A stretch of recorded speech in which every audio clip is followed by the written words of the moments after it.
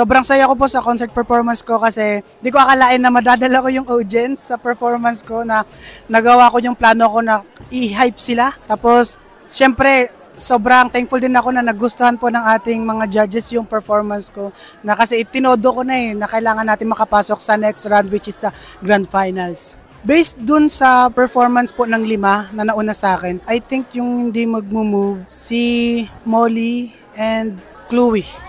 Pero napakinggan ko lang, parang mas energetic yung performance ng ibang clashers na nauna yung 3 kaysa sa kanilang 2. Pero sobrang galing din nila.